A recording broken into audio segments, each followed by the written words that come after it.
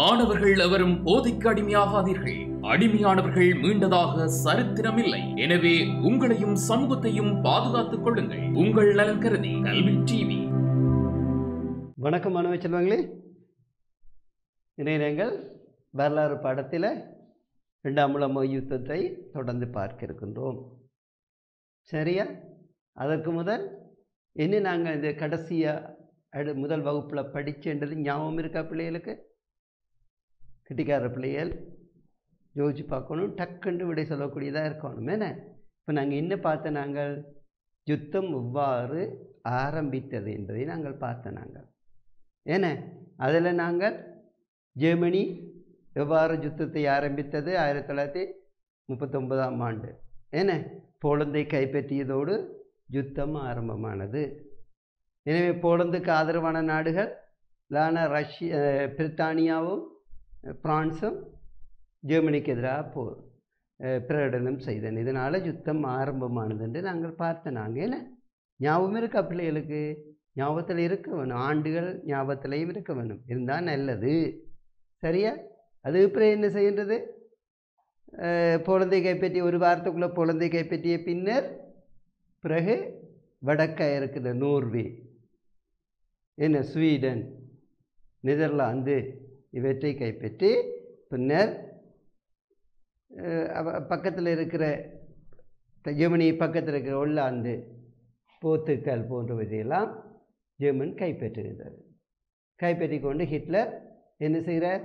அடுத்ததாக பிரான்ஸை 1940ஆம் ஆண்டு பிரான்ஸை கைப்பற்றுகின்றார். என்ன 40ஆம் ஆண்டு அளவில் பிரான்ஸின் தலைநகரை கைப்பற்ற பாரிஸை. என்ன இதே நேரத்தில் கீழே பக்கத்தில் இருந்த இத்தாலி முசோலினியும் பிரான்ஸை தாக்கி தென்பகுதியூடாக பிரான்ஸை தாக்கி பிரான்ஸின் பல பகுதிகளை கைப்பற்றி கொண்டு ஒட்டுமொத்தமாக 2 பேரும் சேர்ந்து பிரான்ஸை கைப்பற்றி ஒப்பந்தம் செய்து பிரான்ஸை தங்களுடைய ஜெர்மனிக்கு உரிய நாடாக அடிமை நாடாக மாற்றுகின்றனர். விளங்குதா? இப்போ சரியா? இப்போ இதே நேரத்தில் நாங்கள் பார்த்து நாங்கள் என்ன வங்காள பக்கம் கிழக்கு பக்கமாக ஜப்பான் என்ன அங்கால வல்லரசாக மாறிக்கொண்டு இருக்கிறது. ஆக்கிரமிப்பு கொள்கையை கொண்டு அது கிழக்கு பக்கத்தில் வல்லரசாக மாறிக்கொண்டு இருக்கிறது. இருந்த நேரத்தில் அவர் அப்படியே கிழக்கு பக்கமாக வந்து தென்கிழக்கு பக்கமாக வந்து தெற்கு வரை இந்தியா இலங்கையும் கைப்பற்றி பேரரசாக மாறணும் என்ற நிலையில் அது ஆக்கிரமிப்பு கொள்ளையை மேற்கொண்டு ஒவ்வொரு இடமாக சீனாவின் மஞ்சூரியா பிடிச்சி அங்கால வந்து தொடர்ந்து வரவழைக்கணும் போது இடையில் இந்த பேர்ல் துறைமுகத்தில் அமெரிக்காவினுடைய முகாம் இருந்தது. அந்த முகாமை கடந்து தான் இவர் வர வேண்டும். அது பெரிய இடைஞ்சலாக இருந்தது. எனவே என்ன செய்கிற 1941ஆம் ஆண்டு நவம்பர் மாதம் 1ஆம் தேதி இந்த 7ஆம் தேதி அந்த பேர்ல் துறைமுகம் கொண்டு போட்டு தகர்க்கப்படுகின்றது. இதை சாட்டாக வைத்துக்கொண்டு அமெரிக்கா போரில் குதிக்கிறது. சரியோ? அமெரிக்கா போர் குறித்து அப்போ என்ன நடக்கின்றது? ஜப்பானை தன்னுடைய துறைமுகத்தை பேர்ல் துறைமுகத்தை தாக்கியதனால் ஜப்பான் மீது போர் பிரகடனம் செய்கின்றது. அப்போ இன்றைக்கு நீங்கள் பார்க்கலாம், ஐரோப்பாவுக்கு உள்ளே இருந்த போர் இன்றைக்கு உலகம் முழுக்க வெடிக்க பார்க்குது. எப்படி? இங்கால அமெரிக்கா பேர்ல் துறைமுகத்தை தாக்கியதுனால அமெரிக்கா அங்கே ஜப்பானுக்கு எதிராக போர் பிரகடனம் செய்கிறது. அதே நேரத்தில் ஜப்பான் பிரித்தானியாவுடைய குடியேற்றங்களை கைப்பற்றி கொண்டு வருகின்றது. சிங்கப்பூர், மலேசியா, அது தாய்லாந்து, வியட்நாம், ஹாங்காங் என்ன இந்த பிரதேசங்கள் எல்லாம் பிரித்தானியாண்ட குடியேற்ற நாடுகளாக இருந்தவை. இப்போ அவற்றையெல்லாம் கைப்பற்றி கொண்டது அது ஜப்பான். உடனே என்ன நடக்கின்றது? பிரித்தானியா ஜப்பானோட மோத வேண்டிய நிலை ஏற்பட்டது. அப்போ பிரித்தானியா ஜப்பானோட மோதும் போது பிரித்தானியா பிரதம மந்திரியாக இருந்த வின்சென்ட் சர்ச்சில் என்பவர் என்ன அவர் என்ன செய்கின்றார்? அவர் சிறந்தொரு படை வீரர், சிறந்தொரு பேச்சாற்றல் மிக்க நல்ல தலைவர்.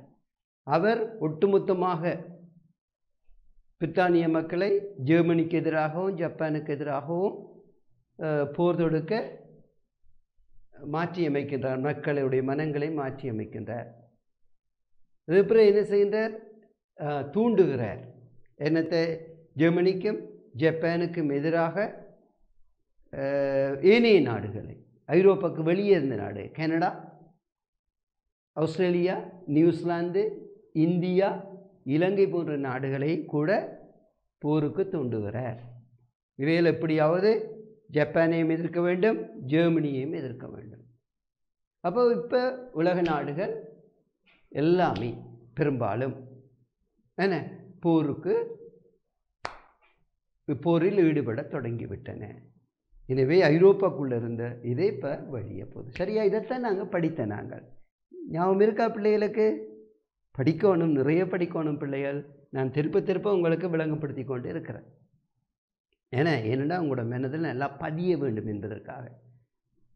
ஆசிரியர் நாங்கள் அதேமாரி உங்களுடைய பெற்றோர் நீங்கள் நல்லா படித்து நல்ல புள்ளிகளை பெற்று அதை விட உயர்ந்த படிப்புகளை படித்து வாழ்க்கையில் உயர்ந்து இருக்க வேண்டும். உயரத்தில் இல்லை, எல்லாவற்றிலும், படிப்பிலும், செல்வங்களிலும், பதவிகளிலும், மற்ற வாழ்க்கையிலும் உயர்நிலை அடைய வேணும். நீங்களும் சந்தோஷமாக இருந்து உங்களை சார்ந்தவர்களையும் சந்தோஷமாக்கி உங்களோட சமுதாயம், உங்களோட நாட்டுக்கும் சந்தோஷத்தை ஏற்படுத்தி பெருமை தேடி கொடுக்க வேண்டும் என்பது தான் எல்லோருடையும் அவா. ஆசிரியர் நாங்கள் இன்னும் படிக்கணும் பிள்ளைகள்.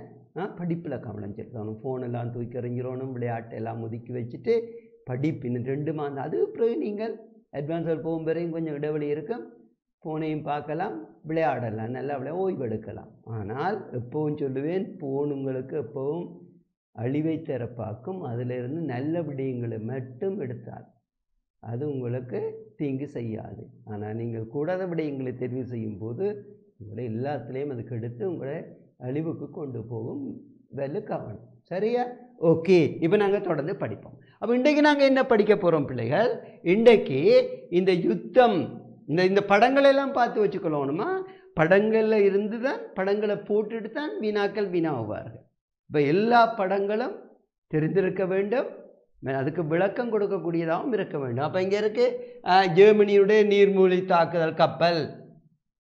அதே பேர் வேறங்கோ, ஹிட்லரால் ஜூதர்கள்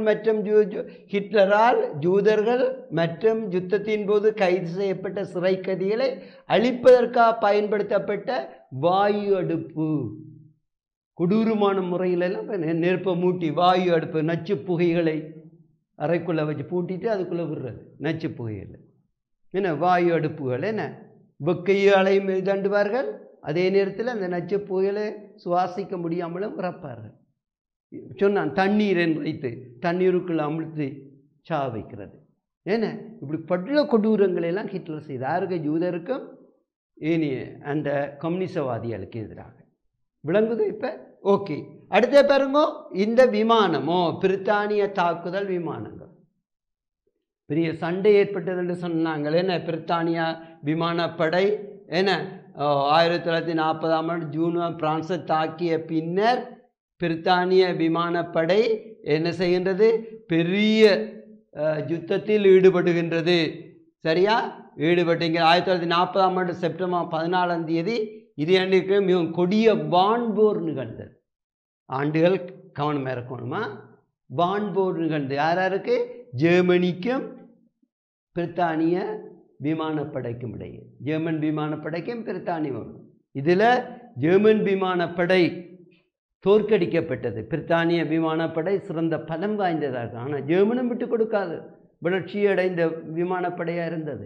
என்றாலும் உலகத்தில் தரம் வாய்ந்ததும் அது சிறந்ததுமாகிய பிரித்தானிய விமானப்படை ஜெர்மனிய விமானங்களை சுட்டு வீழ்த்தியது. ஏறக்குறைய 56 விமானங்கள் பிரித்தானிய விமானப்படையினால் சுட்டு வீழ்த்தப்பட்டது ஜெர்மனிய விமானங்கள் என்று கூறப்படுகின்றது. அப்போ கொடிய வான்போர் 1940 செப்டம்பர் 14 இதையும் நாங்கள் பார்த்தோம். அப்போ என்ன நடக்கின்றது? அது பிறகு இங்கே பாருங்க, அது பிறகு என்ன நடக்கின்றது? ஜெர்மன் என்ன செய்கின்றது? பிரித்தானியாவோட சண்டை பிடிப்பதில் பிரித்தானியா பலம் வாய்ந்த நாடாக இருப்பதனால பிரித்தானியாவோட சண்டை கைவிட்டு ரஷ்யாவை தாக்குகின்றது. ரஷ்யாவை தாக்கிய போது ரஷ்யாவும் அது ஏற்ற காலமாக இருக்கவில்லை, கடும் குளிரான காலமாக இருந்தது. படைகளால் முன்னேற முடியவில்லை, படைகளுக்கு பழக்கம் இல்லை. ரஷ்ய படை அந்த காலத்தை கடும் குளிர்காலத்தை எதிர்நோக்கி கொண்டு பின்வாங்கி கொண்டிருந்தது. இதை ஹிட்லர் இதை அறியாமல், ஹிட்லருக்கு மூளையெல்லாம் புத்திகள் எல்லாம் மங்கி போயிட்டது. ஏன் பொருளை வெல்ல வேண்டும் என்ற ஒரு எண்ணம் மட்டும்தான் இருந்தது. அதுக்கான காலம் நேரம், அதுக்கான தகுந்த இதுகளை சூழ்நிலைகள் எல்லாம் அவர் எதிர்நோக்கவில்லை. படைகளை பணித்தார், முன்னேறு படைகள் எதிர்நோக்கிய பிரச்சனைகள் அவர் கணக்கெடுக்கவில்லை. அவ்வளவு தூரம் மூளை மழுங்கடிக்கப்பட்டு விட்டது. ஏன்? பேராசை. அப்பா அதான் உங்களுக்கு நான் சொன்னேன். என்ன, உங்களுக்கும் அந்த ஏனையத்தில் நாட்டம் வந்து விளையாட்டில் டெலிஃபோனில் நாட்டம் வந்தது என்று சொன்னால் ஏனையெல்லாம் கண்ணை மறைச்சிடும். படிக்க விருப்பம் இருக்காது, அம்மா அப்பாவோட சொல்ல கேட்க விருப்பம் இருக்காது, அம்மா அப்பா எதிரிகளாக நினைக்க பார்ப்பீங்கள். ஏன்னா படி படி என்று சொல்லினோம், எங்களை கஷ்டப்படுத்தினோம், எங்களை பிரச்சனைப்படுத்தினோம் என்று. அப்போ எல்லாம் உங்களுக்கு அந்த ஃபோனில் சிந்தனைகள் எல்லாம் போயிடும். நல்ல கேம், நல்ல விளையாட்டு இருக்குது, அதில் இன்ட்ரெஸ்ட் வந்து வேண்டாம், ஏனையவற்றுக்கு விடாது. அதே மாதிரி தான் ஹிட்லரும் பேராசை கொண்டதுனால படைகள் படுகின்ற கஷ்டங்களை அவர் எதிர்நோக்கவில்லை. இதனால் ரஷ்யாவின் செம்படை நேரம் காலம் பார்த்து கடுங்குளிரை பார்த்து படைகளை ஜெர்மன் படை உள்ளுக்கு விட்டு அடித்து நொறுக்கியது. ஜெர்மன் படை தோல்வி அடைந்தது. பிறகு ரஷ்யா அப்படி நின்றதா?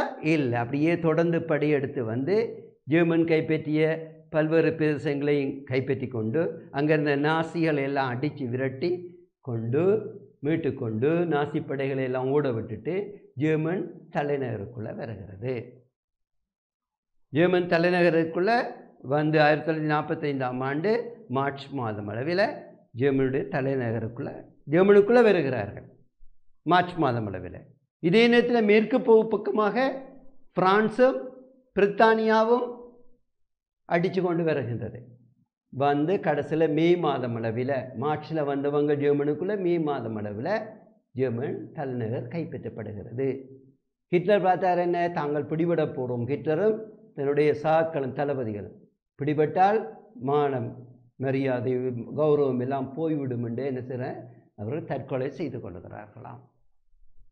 இதே நேரத்தில் இங்கால பார்த்தோம்னு சொன்னால், எங்கே கிழக்கு பகுதியாக பார்த்தோம்னா பேள் துறைமுகம் தாக்கப்பட்ட, இந்த இருக்க பாருங்க, பேள் துறைமுகம் தாக்கப்பட்டுகிறது. இதெல்லாம் கேட்டு படம் போட்டு கேள்வி பாரு பிள்ளைகள் கவனம். அப்போ பேள் துறைமுகம் தாக்கப்பட்ட போது இப்போ 1940ஆம் ஆண்டு நவம்பர் மாதம் 7ஆம் தேதி இந்த பேள் துறைமுகம் தாக்கப்படுகின்றது. அப்போ பேள் துறைமுகம் தாக்கப்பட்டதுனால பிள்ளைகள் என்ன நடக்கின்றது? அமெரிக்கா அது குதிக்கிறது, சண்டையில் குதிக்கிறது, ஜப்பானுக்கு எதிராக போர் பிரகடனம் செய்கின்றது.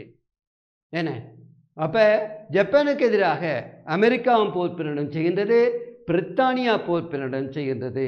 என்ன, போர் பிரகடனம் செய்த போதும் ஜப்பான் அதை அலட்சியப்படுத்தியது. என்ன, ஜப்பான் அதை போர் பிரகடனத்தை அலட்சியப்படுத்தி கொண்டு தொடர்ந்து முன்னேறியது. தொடர்ந்து முன்னேறி கொண்டு வந்து இந்தியாவுக்கும் இலங்கைக்கும் குண்டு வீசியது. இந்தியாவுக்கும் இலங்கைக்கும் இடையே குண்டு வீசியதப்பா.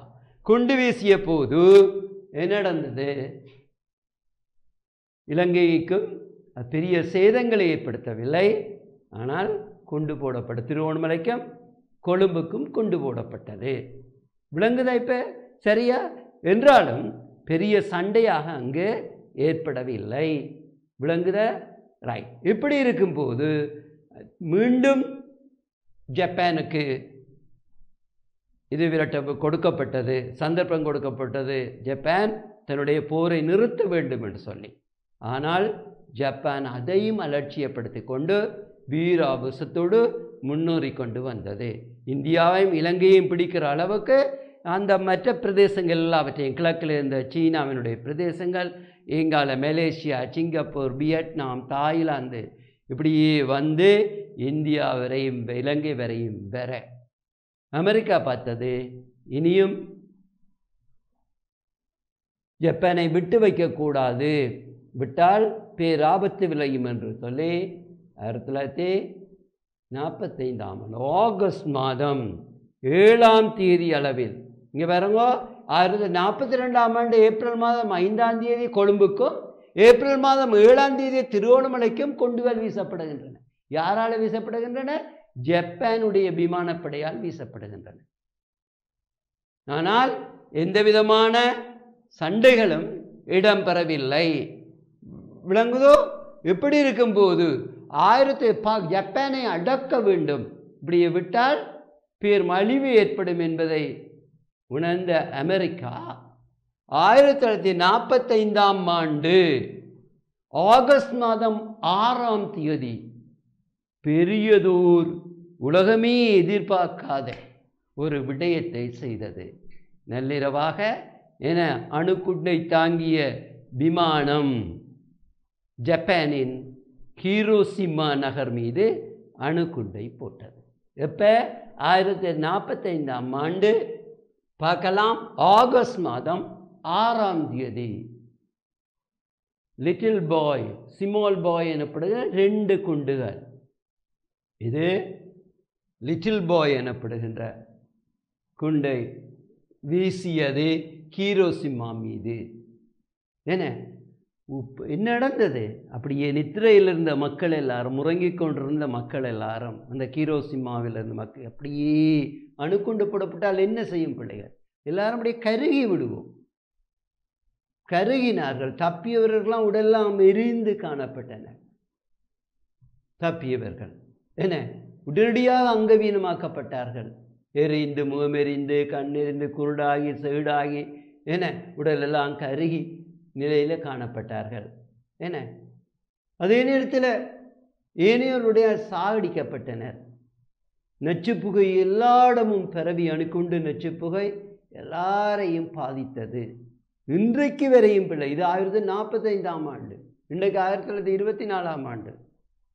அப்போ கிட்டத்தட்ட இங்கால 55 ஆண்டுகள், இங்கால 24 ஆண்டுகள்.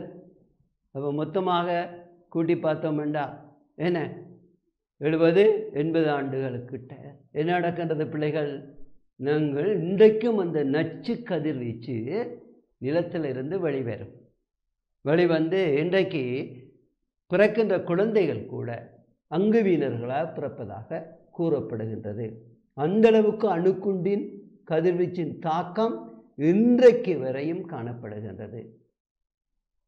அப்படி என்றால் இனி 3ஆம் உலக யுத்தம் விளிம்பில் நிற்கிறோம் பிள்ளைகள். அணுகுண்டை தாங்கியபடி ரஷ்யாவும் வட கொரியாவும் ஈரானும் அங்கே பாகிஸ்தான் இந்த நாடுகள் ரெடியாக நிற்கின்றன. எப்போ இதை பாவிப்போம் உண்டு? பாவித்தால் உலகம் முழுவதும் சாம்பலாகிவிடும், கருகிவிடும் பிள்ளைகள். ஆகவே நல்லா ப்ரே பண்ணிக்கணும். அப்படி ஒரு யுத்தம் இடம்பெறக்கூடாதுன்னு அப்போ இப்போ என்ன? ஹீரோஷிமா மீது அணுகுண்டை போட்டது. அப்படியே விட்டதா? 9ஆம் தேதி, மீண்டும் 9ஆம் தேதி நாகாசாக்கி நகர் மீதும் பிக் பாய் ஸ்மால் பாய் எனப்படுகின்ற பிக் பாய் இங்கே போட்ட ஹீரோஷிமாவில், அடுத்தது ஸ்மால் பாய் என்ற அணுகுண்டை நாகாசாக்கி மீது போட்டது. 2 நகரமே அழிந்து தரைமட்டமாயின. இதனால் கிட்டத்தட்ட 1 லட்சம் மக்கள் சாகடிக்கப்பட்டார்கள். 50 லட்சம் மக்கள் கிட்டத்தட்ட என்ன செய்தார்கள்? 5 மில்லியன் மக்கள் கிட்டத்தட்ட அங்கவீனராக்கப்பட்டார்கள். பேரழிவை ஏற்படுத்தியது பிள்ளைகள். சரியா? இத்தோடு யுத்தம் முடிவுக்கு கொண்டு வரப்பட்டது. உடனடியாக நடந்தது? இதை பார்த்த ஜப்பானிய பேரரசன் இதை பார்த்த ஜப்பானிய பேரரசன் 2 நகரங்களும் அழிந்தவுடனே ஹித்தோ பேரரசன் 1945 ஆண்டு ஆகஸ்ட் மாதம் 14ஆம் தேதி நிபந்தனையற்ற முறையில் சரணடைந்தார். அப்போ அந்த பேரழிவை கண்ணுற்ற ஜப்பானிய பேரரசன் ஹித்தோ பேரரசன் 1945 ஆண்டு 14ஆம் தேதி நிபந்தனையற்ற முறையில் சரணடைந்தான். விளங்குதா பிள்ளைகள்? இதுதான் இந்த ஹீரோசிமா பார்க்கலாம் பேரழிவை காட்டுகின்ற படம். விளங்குதோ பிள்ளைகள்? இதெல்லாம் தேவையோ பிள்ளைகள்? முன்னெச்சரிக்கையாக நடந்து கொண்டிருந்தால், நாடுகள் விழிப்புணர்வு பெற்றிருந்தால், ஒரு நாடு இன்னொருடைய தாக்கும் போது ஒன்று சமாதான ஒப்பந்தத்தை மேற்கொண்டிருந்தால், என தலைக்கணம் இல்லாது சமாதான ஒப்பந்தத்தை மேற்கொண்டிருந்தால், என பேச்சுவார்த்தையை நடத்தி தங்களுக்குள்ளேயே பிரச்சனைகள் தீர்த்திருந்தால் இந்த பேரழிவை உலகம் கண்டிருக்காது.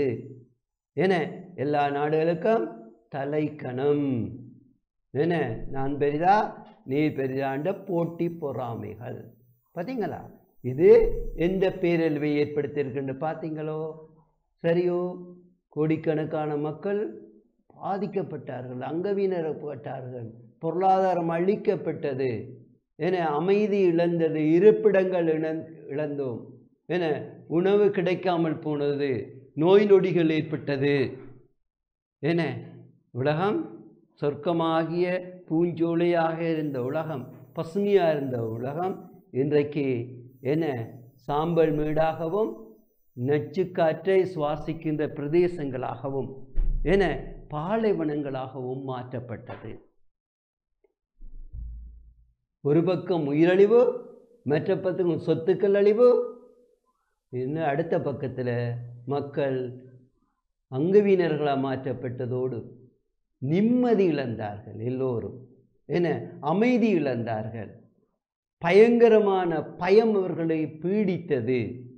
உடல் ரீதியாக மட்டுமல்ல, உள ரீதியாகவும் பாதிப்புகளை அடைந்தார்கள்.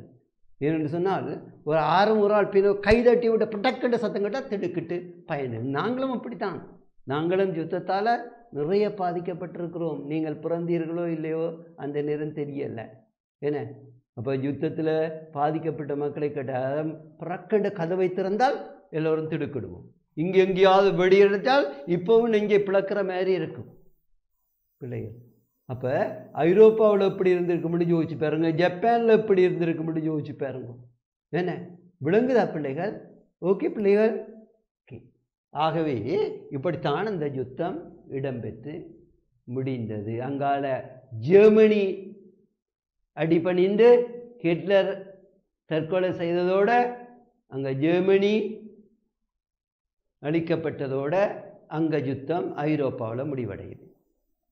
இங்கே ஜப்பான் குண்டு போட்டு அணுக்குண்டு போட்டு அழிக்கப்பட்டதோடு, ஹிரோஷிமா நாகாசாக்கி நகரங்கள் அழிக்கப்பட்டதோடு இங்கே யுத்தம் முடிவடைகிறது.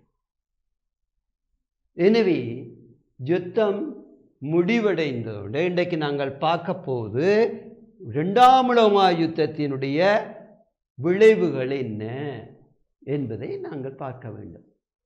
சரியா? அப்போ இரண்டாம் உலக யுத்தத்தின் விளைவுகள் என்ன என்று பார்த்தோம் என்றால், ஒன்று, இரண்டாம் உலக யுத்தத்தினால் ஜெர்மனி, இத்தாலி மற்றும் ஜப்பான் ஆகிய அச்சு நாடுகளின் அணி தோல்வியை தழுவிக்கொண்டன. ஏன் இந்த அச்சு நாடுகள் என்று பெயர் பெறுகின்ற இந்த நாடுகள்? இந்த நாடுகளுடைய தலை நகரங்களை ஒன்று சேர்த்து, ஏன்னா ஜப்பானுடைய டோக்கியோ, ஜெர்மனியுடைய பெர்லின், இத்தாலியினுடைய ரோம், இந்த தலைநகரங்கள் அச்சு பெயரால் அழைக்கப்பட்டதனால அது அச்சு நாடுகள் என்று அழைக்கப்படுகின்றன. இந்த மூன்று நாடுகள். சரியா? இப்போ எனவே இந்த நாடுகள் தோல்வியை தழுவின. ஜெர்மனியினுடைய தரைமட்டமாக்கப்பட்டது. ஜெர்மனி கல்லின் மேல் கல்லில்லாதபடி எல்லா நாடுகளும் இந்த நேச நாடுகளான நட்பு நாடுகளால், இந்த நட்பு நாடுகளான பிரித்தானியா, பிரான்ஸ், ஐக்கிய அமெரிக்கா போன்ற நாடு, இதோட ரஷ்யாவும் சேர்ந்து இந்த நாடுகளை ஜெர்மனியோ இத்தாலி, ஜெர்மனியுடைய நேச நட்பு நாடுகள் எல்லாம் சேர்ந்து, ஜெர்மனிக்குரிய நட்பு நாடுகள் என்னும்போது ஜெர்மனிக்கு சார்பான நாடுகள், இந்த நாடுகள் எல்லாம் சேர்ந்து என்ன இத்தாலியையும் ஜெர்மனியையும் ஜெர்மனியினுடைய ஆதரவான நாடுகளையும் தோற்கடித்து தரமட்டமாக்கி. இது விளங்குதா உண்டு. இரண்டாவது விளைவாக நாங்கள் பார்க்கும்போது, இந்த யுத்தம் உலக வரலாற்றில் இதுவரை ஏற்பட்ட யுத்தங்களில் மிகவும் பயங்கரமானது. ஏன் பயங்கரமானது? மிக கூடிய ஆயுதங்களும் நச்சு ரசாயன ஆயுதங்களும் பயன்படுத்தப்பட்டது மட்டுமல்ல, அணுக்குண்டு பயன்படுத்தப்பட்டது. அமெரிக்காவினால அணுக்குண்டு பயன்படுத்தப்பட்ட இன்றைக்கும் அதன் தாக்கம் இருக்குது என்று சொன்னால் அப்போ இவ்வளவு கொடுமையாக இருந்திருக்க வேண்டும் பாருங்க. கொன்றொழிக்கப்பட்டனர் மக்கள், எரிந்து கருகி போயினர் மக்கள். நேற்று பார்க்கும்போது பயங்கரமாக இருக்கு. என்ன பிள்ளைகள் என்ன? அப்ப இந்த யுத்தம் உலக வரலாற்றில் இதுவரை ஏற்பட்ட யுத்தங்களில் மிகவும் பயங்கரமானது. இந்த யுத்தத்தின் போது சுமார் 50 மில்லியனுக்கும் அதிகமான மனித உயிர்கள் கொல்லப்பட்டதாக கருதப்படுகின்றது. 50 மில்லியனுக்கும் அதிகமான மனித உயிர்கள் கொல்லப்பட்டதாக கருதப்படுகின்றது. சொத்துக்கள் மற்றும் செல்வங்களின் அளவு கணக்கிட முடியாது இருந்தது. அது மட்டுமா பிள்ளைகள்? மீது தப்பியோர் எல்லாம் அங்கவினர்கள் ஆக்கப்பட்டார்கள். கொஞ்சம் பேர், இன்னும் கொஞ்சம் பேர் அகதிகளாக்கப்பட்டார்கள். உடைமைகளை இழந்து, இருப்பிடங்களை இழந்து அகதிகளாக்கப்பட்டார்கள். இன்னும் கொஞ்சம் பேர் மனநோய்களால் பிடிக்கப்பட்டார்கள். என பயங்கரமான யுத்தத்தில் அனுபவத்தோடினால மனநோயாளிகளாக மாறினார்கள். என ஒட்டுமொத்தமாக பார்க்கும்போது உலகத்தில் உள்ள பெரும்பாலானோர் என அழிந்தது மட்டுமல்ல, உயிரை போக்கியது மட்டுமல்ல, எஞ்சிருந்தோர் பல்வேறு விதத்திலும் பாதிக்கப்பட்டு அமைதி இழந்து, வீடு இழந்து, சொத்து இழந்து, நிம்மதி இழந்து, என சந்தோஷம் இழந்து, எல்லாம் இழந்த நிலைக்கு மாற்றப்பட்டார்கள். விளங்குதா பிள்ளைகள்? ரைட்.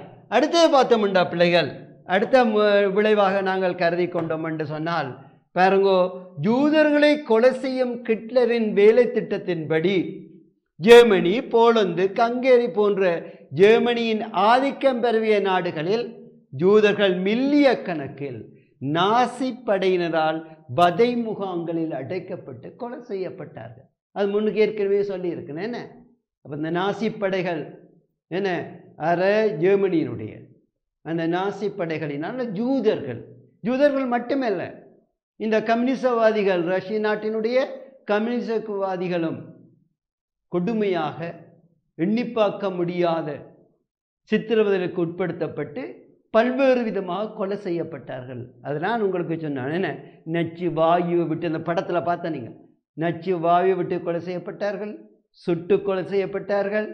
என்ன அறைகளுக்குள்ள அடைத்து வைத்து நீரை நிரப்பி மூழ்கடிக்கப்பட்டு கொலை செய்யப்பட்டார்கள். என்ன மற்றது ரோட்டில் இருந்தால் அரைகுறையாக சுட்டு கொண்டு அப்படி அரைகுறையாக உயிரோடு அப்படியே புதைக்கப்பட்டார்கள். பல்வேறு விதமாக கூடுதலாக யூதர்களும் மற்ற கம்யூனிசவாதிகளும் இந்த கொலை செய்யப்பட்டார். இதுவும் ஒரு விளைவு பிள்ளைகள். அடுத்ததாக நாங்கள் பார்த்தோம்டா பிள்ளைகள், ரைட், அடுத்ததாக நாங்கள் பார்த்தோம் என்றால் அணுக்குண்டு ஆயுதமாக பயன்படுத்தப்பட்டதோடு இதனால் ஏற்பட்ட பயங்கரவாத அழிவினால் தோல்வி அடைந்தவர்கள் மட்டுமல்ல, வெற்றி பெற்றவர்களும் மிகவும் கவலை அடைந்தார்கள். ஏன் வெற்றி பெற்றவர்களும் கவலை அடைந்தார்கள்? ஏன்? அவருடைய மனச்சாட்சி அவர்களை விடாது. என்ன வீணான அழிவை நாங்கள் சந்தித்து விட்டோமே, மனித உயிர்கள் வீணாக கொலை செய்யப்பட்டு விட்டது. வெளியில் நாங்கள் வீராவசம் பேசலாம் பிள்ளைகள், ஆனால் எங்களுடைய மனதை அது பாதிக்கும். எங்களுடைய எதிரிகள் கூட வீணாக சாகடிக்கப்படும் போது எங்களோட மனம் பாதிக்கப்படும் பிள்ளைகள். சும்மா வீராவசம் படுவோம், நீங்கள் சண்டை பிடிச்சு விட்டு வீராவசம் படுவீர்கள், என்ன வென்று விட்டேன். ஆனால் நீங்கள் இரவு தூங்க போகும்போது உங்களுடைய மனம் சொல்லும், ஏன் இந்த வீண் சண்டை, ஏன் இந்த வீண் சண்டை, இதனால் நான் இன்னத்தை கண்டேன். என்ன இதைத்தான் நாங்கள் பார்க்கலாம். இந்தியாவின் பேரரசன் என்ன செய்தான்? அசோக சக்கரவர்த்தி இந்தியா முழுவதையும் வென்றான். தன்னுடைய ஆட்சியில் கொண்டு வந்து பெரிய கொண்டாட்டம் நடத்துவான். ஒவ்வொரு போர் முடிவிலையும் பெரிய கொண்டாட்டம் நடத்துவான் பிள்ளைகள். அந்த போர் எப்படிப்பட்டது? அந்த காலத்து போர் ஆக்களோட தலையை வெட்டி வர்றது, நெருப்புக்குள்ள கொலை செய்வது, பெண்களை கற்பழிப்பது, சூறையாடுவது இந்த இடத்தை என்ன அல்லோ பிணக்காடாக இருக்கும் பிள்ளைகள். அவ்வளவு அதர்மங்களையும் செய்தவிட என்ன செய்வார்கள், வரும்போது தங்களுடைய வெற்றிகளை காட்டுவதற்கு, பெருமைப்படுவதற்கு அந்த தேங்காய்களை வண்டியில் ஏற்றி வர்ற மாதிரி அந்த தாங்கள் வென்றதை காட்டுவதற்கு தாங்கள் கொலை செய்த எதிரியுடைய தலைகளை குவிச்சு கொண்டு வருவார்கள். வண்டியில் குவிச்சு கொண்டு வந்து தங்களுடைய நாட்டுக்கு கொண்டு வருவார்கள்.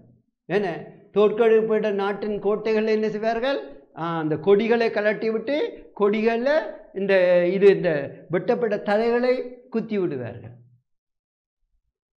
இடிப்பார்கள். அந்த பிரதேசங்களை பெண்களை எல்லாம் குழந்தைகளை எல்லாம் வெட்டி கொலை செய்வார்கள். இரத்த ஆறாக ஓடும், கழுகள் எல்லாம் பிணந்தின்னும். ஆனால் வென்ற நாட்டில் பெரிய பாட்டி நடக்கும், சந்தோஷம் நடக்கும். அப்படி இருக்கும்போது அங்கே என்ன பிக்கு போய் தர்மத்தை உபதேசிப்பார். மன்னா ஏன் இவ்வளவும் செய்தாய், ஏன் இவ்வளவு அழிவையும் செய்தாய், பாருங்க பாருங்கோ பற்றி எரிகிறது, இரத்தத்துக்குள்ள மக்கள் கிடக்கின்றார்கள். என்ன கணவனை இழந்தோர், என்ன தாய் தகப்பனை இழந்த பிள்ளைகள் எல்லாம் அங்கே சித்திரவதைப்படுத்தி கொண்டிருக்கின்றன என்று சொல்லி போதிப்பதனால்தான் பௌத்த சமயத்தை அசோக சக்கரவர்த்தி தழுவி கொண்டு அவன் மனச்சாட்சி விடவில்லை. என இதே போன்றுதான் பிள்ளைகள் இங்கேயும் 2ஆம் உலக யுத்தம் முடிந்த பின்னர் வெற்றி பெற்ற அணியினரும் நிம்மதியாக இருக்கவில்லை. ஏன் இந்த அழிவு, ஏன் நாங்கள் இப்படி சண்டை பிடித்தோம், நாங்கள் பேசி தீர்த்திருக்கலாம் தானே, இவ்வளவு அழிவுகளும் இவ்வளவு நிம்மதியும் இழந்து நாங்கள் இருக்க தேவையில்லையே, இதனால் என்னத்தை கண்டோம், என்னத்தை சாதித்தோம் என்று இந்த வெற்றி பெற்றவர்கள் கூட கவலை அடைந்தார்கள். அதுவும் அநியாயமாக அணுக்குண்டை பயன்படுத்தி ஹிரோஷிமா நாகாசாக்கி அப்பாவி மக்கள் மீது சண்டையடிப்போர் வேறு யாரோ, ஆனால் இருந்த அப்பாவி மக்கள் மீது அணுக்குண்டை வீசி நாங்கள் இன்றைக்கு அநியாயத்தின் மேலே அநியாயம் செய்து விட்டோம். வெற்றி பெற்றவர்கள் இன்றைக்கு வரை கவலைப்படுகிறார்கள். ஆனால் ஒரு சிலர் அதை மறந்து மீண்டும் 3ஆம் உலக யுத்தத்திற்கு தயாராகி கொண்டிருக்கிறார்கள். எனவே அந்த யுத்தம் ஏற்படாததை தடுப்பதற்காக பல்வேறு உலகத் தலைவர்கள் பேச்சுவார்த்தைகளை ஏற்படுத்தி முயன்று கொண்டிருக்கிறார்கள். அந்த அழிவு வந்தால் ஒட்டுமொத்தமாக எல்லோருமே அழிந்து விடுவோம். அங்கே வெற்றி பெற்றவர்கள் மட்டும் இருக்க மாட்டார்கள், எல்லோருமே அழிந்து விடுவோம். ஏனென்றால் பெரும்பாலான முக்கியமான நாடுகள் அணுக்குண்டை வைத்து கொண்டு காத்து கொண்டிருக்கின்றன. எப்போ பட்டனை தட்டி விட்டால் புஷ்கண்டு பாயும் பிள்ளைகள் எல்லாரும் அழிந்து, வெற்றி பெற்றவர்கள் கூட இருக்க மாட்டோம். அந்த நிலை ஏற்படக்கூடாது என்பதற்கு நன்கு பிரார்த்தித்துக் கொள்வோம் எல்லோரும். என்ன விளங்குதோ? ஓகே, இப்போ நாங்கள் அடுத்ததுக்கு வருவோம். இப்போ என்ன நடக்கின்றது? அடுத்த விடையை பார்த்தோம்டா, இதுவரை காலமும் உலக வல்லரசாக இருந்த பிரித்தானியாவும் பிரான்சும் அந்த நிலையிலிருந்து விலத்தப்பட்டன. இதுவரை உலக வல்லரசாக இருந்த பிரித்தானியாவும் பிரான்சும் அந்த நிலையிலிருந்து விலத்தப்பட்டதோடு அந்த இடத்துக்கு யார் வருகின்றனர்? இப்போ அமெரிக்காவும் ரஷ்யாவும் உலக வல்லரசு என்ற நிலைக்கு உருவாகின்றன, உயர்த்தப்படுகின்றன அல்லது இடம் பிடித்தன. விளங்குதானே? அப்போ உலகம் இப்பொழுது 2 அணிகளாக பிரிய போகின்றது. ஒன்று, அமெரிக்கா எப்போதும் ஜனநாயகத்தை நேசிக்கின்ற நாடாகவும் ஜன்னாத்தை உருவாக்குகின்ற அல்லது அதன் கொள்கைகளை கடைப்பிடிக்கின்ற நாடாகவும் அமெரிக்கா இருக்கும். ரஷ்யா சம உடைமைவாதத்தை பின்பற்றுகின்ற நாடு. எல்லோருமே சமனானவர்கள், உழைப்பு எல்லாமே சமனாக பகிர்ந்தளிக்கப்படும், எல்லோரும் அரசுக்கு சொந்தம், அரசு மக்களுக்கு சொந்தம் என்ற நிலையில் இந்த சோசலிச அல்லது சம உடைமைவாத கொள்கையை பின்பற்றுகின்ற நாடு ரஷ்யா. எனவே உலகம் இப்பொழுது 2 அணிகளாக பிரிக்கப்படுகின்றன. 2ஆம் உலக யுத்தத்தின் பின்னர் உலகம் 2 அணிகளாக பிரிக்கப்படுகின்றது. ஒன்று அமெரிக்கா உன்னுடைய இந்த ஜனநாயக அணியாகவும் ஜனநாயகத்தை பின்பற்ற அணியாகவும், அடுத்தது ரஷ்யாவை பின்பற்றுகின்ற சோசலிச அல்லது சமவுடையவாத கொள்கையுடைய அணியாகவும் உலகம் மீண்டும் 2ஆக பிரிக்கப்படுகின்றது. அமெரிக்காவுக்கு சார்பான நாடுகள் அமெரிக்காவுக்கும், ரஷ்யாவுக்கு சார்பான ரஷ்யாவுக்கும் பக்கம் சேர்ந்து 2ஆம் உலகத்தின் பின்னர் உலகம் 2ஆக பிரிக்கப்பட்டு 2 அணியாக. எப்பொழுது 1ஆம் உலக யுத்தத்தின் பின்னர் 2 அணிகளாக பிரிந்து சண்டையிட்டனவோ, அச்சு நாடுகளுக்கு முன்னர் நாங்கள் பார்க்க மத்திய ஐரோப்பிய வல்லரசு நாடுகள், அடுத்தது நேச நாடுகள் என்று இப்பவும் பிரிக்கப்பட்டு இப்பொழுது மீண்டும் 2 அணிகளாக பிரிக்கப்பட்டு விட்டன. இப்போ விளங்குதோ? இப்போ பிறகு என்ன நடக்கின்றன? அப்படி இருந்த போதும் நேரடியாக போருக்கு முனையாவிட்டாலும் பிள்ளைகள் மறைமுகமான போரில் 2ஆம் உலக யுத்தத்தில் பின்னரும் இடம்பெற்று கொண்டிருக்கின்றது. நிழல் யுத்தம் எனப்படும் மறைமுகமான யுத்தத்தை நிழல் யுத்தம் என்று கூறுவோம், அல்லது பனிப்போர் என்று கூறுவோம். என்று சொன்னால் அது நேரடியாக ஆயுதம் தாங்கி சண்டைகளை பிடிக்காது, ரஷ்யா தன்னுடைய பக்கம் நாடுகளை சேர்ப்பதற்கும், அமெரிக்கா தன்னுடைய ஜனநாயகத்தின் பக்கம் நாடுகளை சேர்ப்பதற்கும் மறைமுகமான போட்டிகளில் ஈடுபடுதல். விளங்குதானே? ஆகவே என்ன நடக்கப்படுகின்றது? 3 இங்கே பாருங்க, இது யுத்தத்தால் பாதிக்கப்பட்ட பிள்ளைகள் படங்களை போட்டு கேள்விகள் கேட்பார்கள். விளங்குதோ? அடுத்தது என்ன நடக்கின்றது என்று பார்த்தோம்னு சொன்னால், இன்றைக்கு வரையும் இந்த உலகத்தில் போருக்கான ஆயுதங்களை அமெரிக்காவும் ரஷ்யாவும் மேற்கொண்டது. என்ன வழியில் மேற்கொண்டன? ரகசிய உளவு சேவையை வைத்துக்கொண்டும், அமைப்புகளை அமைத்து வைத்துக்கொண்டும், உதவும் செயற்திட்டங்களை வைத்துக்கொண்டும், இந்த 3 படிமுறைகளில் இன்று வரையும் இந்த 3ஆம் உலக யுத்தத்துக்கான பனிப்போர் அல்லது நிழல் யுத்தம் இடம்பெற்று கொண்டுதான் வந்துட்டு இன்றைக்கு 3ஆம் உலக யுத்தத்தின் விளிம்புக்கு வந்துவிட்டோம். ரகசிய உளவு சேவையும் அமைப்புகளை அமைத்தல், உதவும் செயல் திட்டங்கள் மூலம். ரகசிய உளவுப்படை என்றால் உங்களுக்கு தெரியும். இன்றைக்கு உங்களுக்கு தெரியும், அமெரிக்காட்ட இருக்கிறது, இந்தியாட்ட இருக்கிறது, ரஷ்யாட்ட இருக்கிறது, எல்லா நாடுகளையும் இந்த உளவு சேவை இருக்கிறது. இந்த உளவு சேவை வைத்துக்கொண்டு ஒன்று தங்கட பக்கம் ஆக்களை சேர்ப்பது நாடுகளை, அல்லது விரட்டுவது, அடிபணிய வைப்பது. இன்றைக்கு உலகத்தில் சிறந்த இரகசிய உளவு சேவையாக இன்றைக்கு வரையும் நாங்கள் கருதுகிறது அமெரிக்கா, ரஷ்யா, இன்றைக்கு சீனா, அடுத்ததாக உலகத்தில் நிரூபித்து காட்டப்பட்டிருக்கிறது சிறந்த உளவு சேவையாக இஸ்ரேலின் மொசாட். விளங்குதான்? இப்போ இஸ்ரேலின் மொசாட் படை இன்றைக்கு நீங்கள் ஒவ்வொரு நாளும் நியூஸ் பார்க்கணும். இதுக்கு வேணுமென்றால் டெலிஃபோனை பயன்படுத்தி யூடியூப்பில் நீங்கள் பார்த்து கொண்டு இருக்கலாம். கட்டாயமாக கேள்விக்கு வரும் உலகத்தில் இன்றைக்கு இருக்கின்ற ரகசிய உளவு சேவைகள் என்னென்ன பேர் தெரியுமா உங்களுக்கு கேட்கலாம். குறிப்பிட சொல்லி கேட்கலாம். அன்றைக்கு இந்தியாவில் இருக்கிறது உளவு சேவை, பிரசித்தி பெற்ற சேவையாக இருக்கிறது. பார்ப்போமா? அடுத்தது அமைப்புகளை அமைத்தல், பல்வேறு அமைப்புகளை உருவாக்கி நிழல் யுத்தத்தில் ஈடுபடுதல். அது பல்வேறு அமைப்புகளை உருவாக்குவார்கள். அடுத்தது நாங்கள் பார்க்கலாம் உதவும் செயல் திட்டங்கள். நாடுகளுக்கு, வறிய நாடுகளுக்கோ அல்லது சின்ன நாடுகளுக்கோ அல்லது வளர்ச்சி அடைந்து வரும் நாடுகளுக்கோ ரஷ்யாவும் போட்டி கொண்டு உதவுகிறது, அமெரிக்காவும் போட்டு கொண்டு உதவும். உதவிப்பட்டு என்ன செய்யும்? நிபந்தனைகளை விதிக்கும். தங்களுடைய பக்கம், தங்களுடைய அணியில் நீங்கள் சேர வேண்டும் என்று. அது இன்றைக்கு வரையும் நடந்து கொண்டு தான் இருக்கிறது உதவி திட்டங்கள் மூலம். ஆகவே என்ன நடந்தது? இதனால் பிரச்சனைக்குள்ளாவோம் நாங்கள் என்று சில நாடுகள் 2 பேர் பக்கமும் வேண்டாம், நாங்கள் தனியே இயங்குவோம், அமெரிக்காவோட பக்கமும் தேவையில்லை, ரஷ்யாவோட பக்கமும் தேவையில்லை என்பதனால, எங்களுக்கு ஒரு அணியின் தேவையில்லை என்றதுனால அணிசேரா இயக்கம் ஒன்று ஆரம்பிக்கப்பட்டது. 2 நாடு. எப்போ?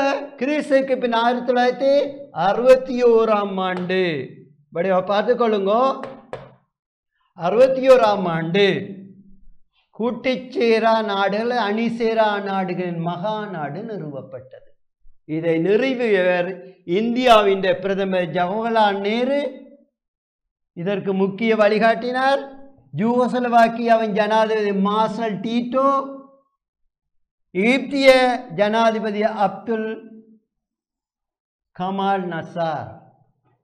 இந்த 3 பேரும் பேர்களை ஞாபகப்படுத்தி வச்சுக்கொள்ளுங்க. எங்க இந்தியாவினுடைய பிரதமர் ஜவஹர்லால் நேரு, அடுத்தது அப்போதைய யூகோஸ்லாவியாவின் ஜனாதிபதி மார்ஷல் டீட்டோ, எகிப்திய ஜனாதிபதி அப்துல் கமால் நசார். விளங்குதா பிள்ளைகள்? நாங்கள் எந்த பக்கமும் சார்பில்லை. சரியா? இது இந்த விளைவுகள்.